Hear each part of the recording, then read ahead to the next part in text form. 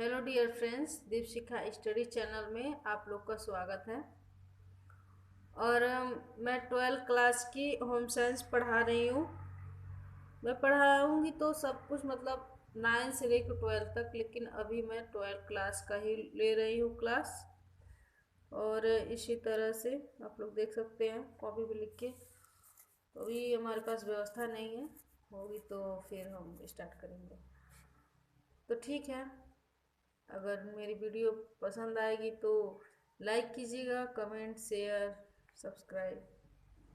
ठीक है, आगे का स्टार्ट करती हूँ। कोशिकाओं की स्वतंत्र अस्तित्व।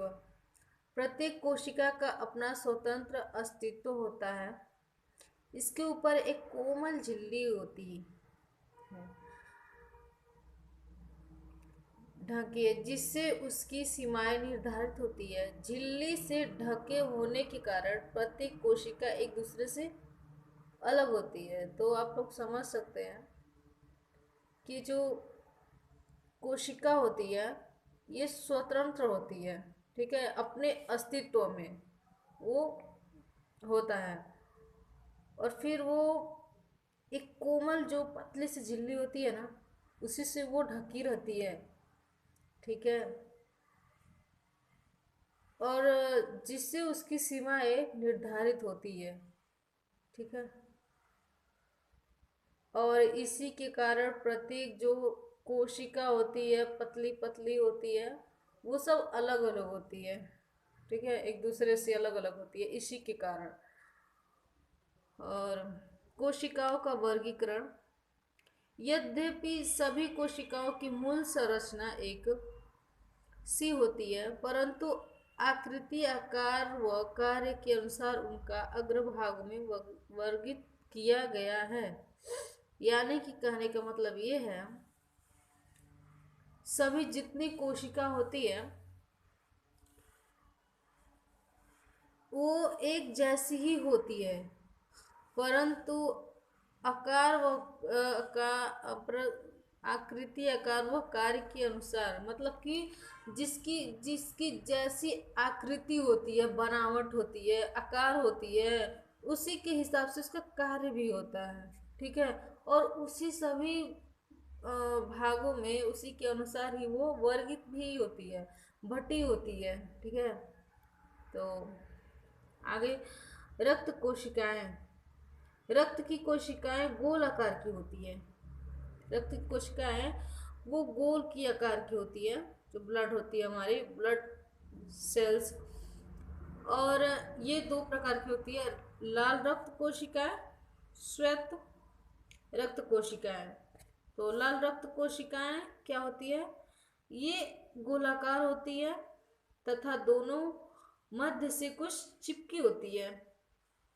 हमने सोचा कि क्या इसको हम लिखे, इसको तो हम अपने मन से ही समझा सकते हैं। और ये श्वेत रक्त कोशिकाएं क्या होती है, ये लचीली वो अनियमित आकार की होती है, ये लचीली होती है, ठीक है, और अनियमित आकार की होती है। और फिर इसको होती है पेशीय कोशिकाएं। ये पहला वाला था, इसका दूसरा है। तो ये भी देखिए, दूसरा है। तो पेशीय कोशिकाएं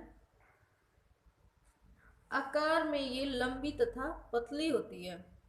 जो आकार होती है उसमें ये लंबी तो होती है, लेकिन ये पतली होती है। और ये भी दो प्रकार की होती है, ठीक है। ये भी दो प्रकार, एक सादी, एक धारीदार। तो ये सादी कैसी होती है, ये अत्यंत सूक्ष्म तथा दोनों ओर से नुकीली होती है। तो सूक्ष्म होती है ये, और ये दोनों तरफ से ये नुकीली की तरह होती है, नुकीली होती है।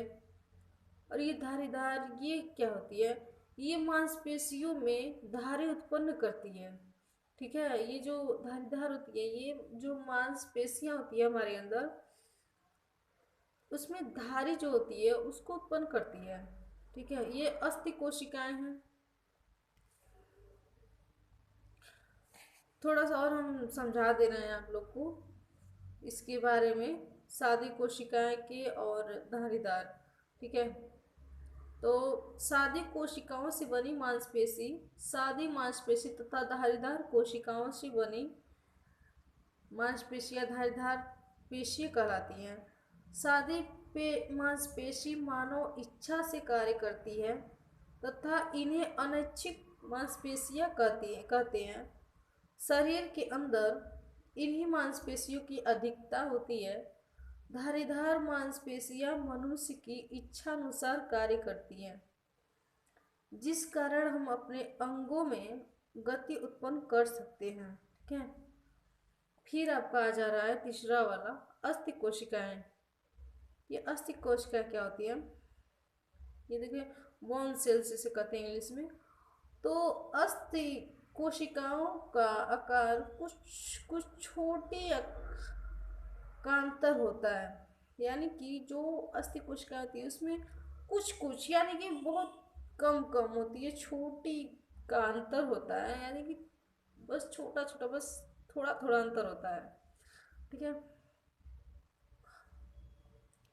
इसके चारों ओर अति सूक्ष्म छोटे छोटे रेशे निकले रहते हैं, यानी कि इसके जो चारों ओर होते हैं ना, उसके सूक्ष्म जो होते हैं वो छोटे छोटे उसमें से रेशे निकले होते हैं। ये रक्त कोशिकाओं व तंत्रिकाओं द्वारा चारों ओर से घिरे रहते हैं। इसका केंद्रक आकार में अपेक्षाकृत बड़ा होता है। ठीक है। इसका जो केंद्रक होता है वो आकार में अपेक्षाकृत बड़ा होता है, उससे मतलब बड़ा होता है। फिर इसके आगे आ जाएगा, यहाँ से पूरा देखिए आप, हाँ दिख रहा होगा, यहाँ से कर दे रही हूँ। हाँ, तंत्रिका कोशिकाएं या स्नायु कोशिकाएं। ठीक है। तंत्रिका कोशिकाएं या स्नायु कोशिकाएं, इसका इंग्लिश होगा नर्वस सेल्स। ये लंबे व तिकोने आकार की होती है तथा इसमें से सूत्र निकले रहते हैं तथा एक सूत्र कुछ अधिक लंबा होता है। इससे मस्तिष्क तथा शरीर की तंत्रिकाएं बनती है। संपूर्ण शरीर में इसका जाल बिछा रहता है। मनुष्य को सोचने, सुनने व दिखने की शक्ति इन्हीं कोशिकाओं से प्राप्त होती है।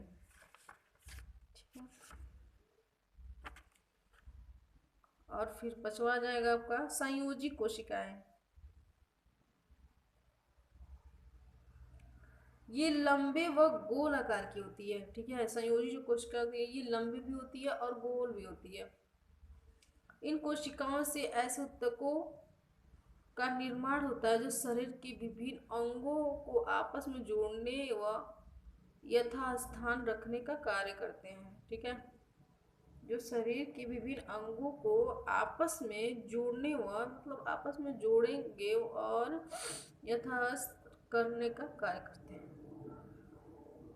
फिर छठवां जाएगा आपका अच्छादक कोशिकाएं। इनका आकार चपटा होता है। ठीक है। अच्छादक कोशिकाएं जो होती है इनका आकार चपटा होता है और ये शरीर के अंगों पर पतली झिल्लियां का निर्माण करती है